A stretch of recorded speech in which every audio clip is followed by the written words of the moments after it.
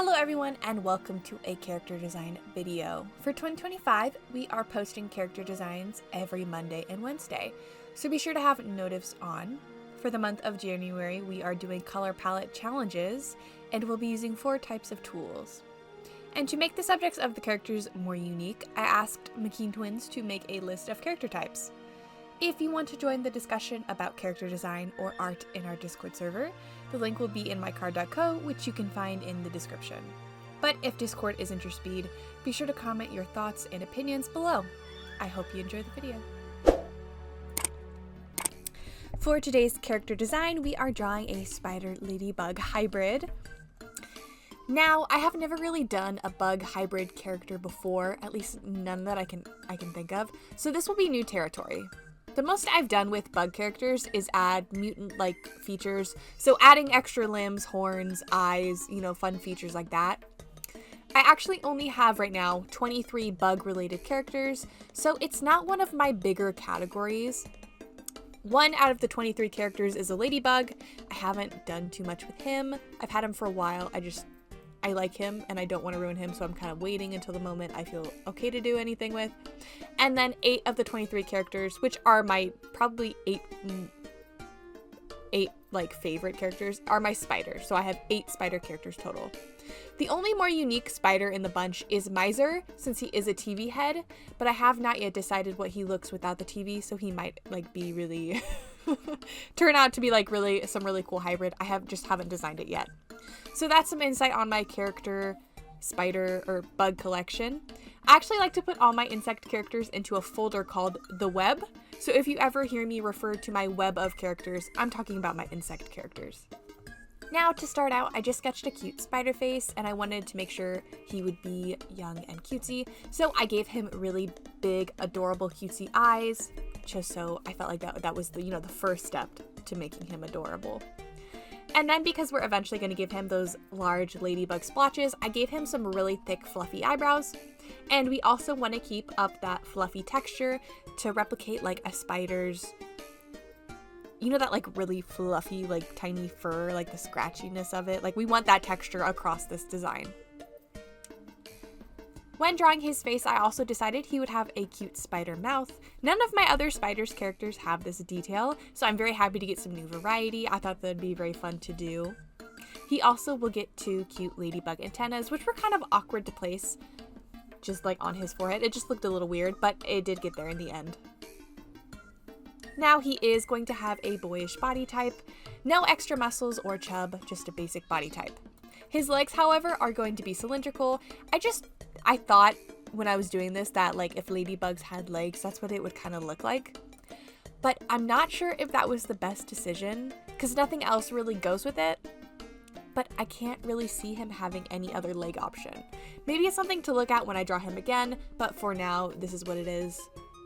I also decided to give him that large spider tail, but it will have some large ladybug splotches on it, and so will his body. It'll have more splotches, of course, and we will make sure to add plenty of spider fur.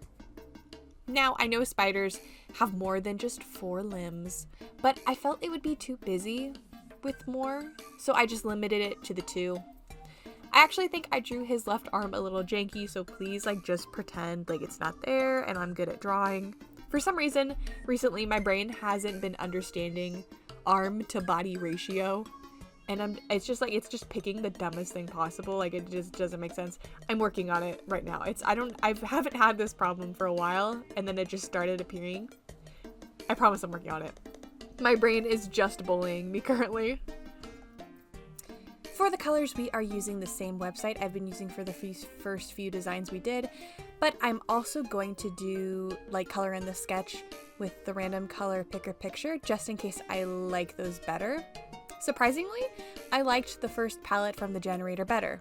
It was just more convincing of a spider ladybug design, and it had a good variety, which shocking. But the main pattern we did for this design is obviously going to be those ladybug splotches. I just went ham with them and had a ball just slowly building it up. So we aren't really going to add any other patterns. There would just be no point, and we really want that focus to be the ladybug. When I was trying the other palette to see what I got, it was Honestly, a really cool range of colors, but it didn't do as good of a job selling the design's premise, so it was scrapped. But I really did like the idea of it, and I didn't hate it. It just wasn't good as the first palette. Now, if I had only done that, like, I wouldn't have been upset. I would actually probably been pretty pleased, but I just do like the first palette better. Now for the line art, I just decided to use my pen round brush. I have been enjoying that the most lately, so that's what I decided to use. Line art for this character started out a little rough, but I got the hang of it eventually. It was just one of those days, I suppose.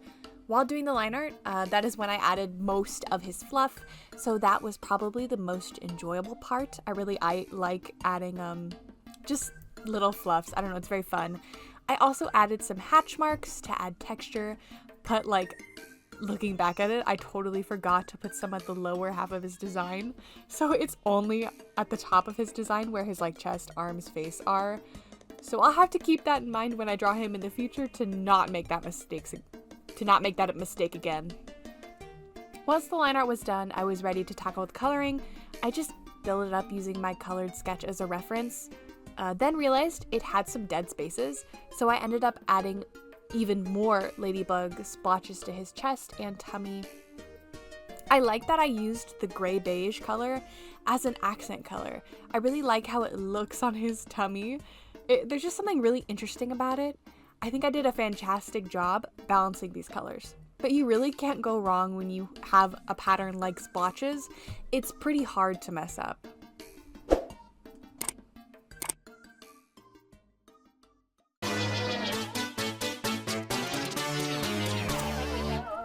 For this character, I would rank them like a 6 out of 10. It doesn't blow me away, but it's definitely a character that would be fun to draw every once in a while. He isn't exactly like a main character type, but could be someone's favorite background character. Plus, bug characters, for me, don't often rank too high on the list. But like a 6 is really good, and I'm very happy with his design. Now, he actually does have a name. His name is Jackson. I just thought that was really cute and matched his kind of boyish energy. Thank you everyone for watching, and if you want to commission me, you can find my Ko-fi in the description where you can buy a YCH or an Adopt. You can also find my Discord link in my car.co where you can message me any questions. Hope you have an amazing day. I love you and stay safe.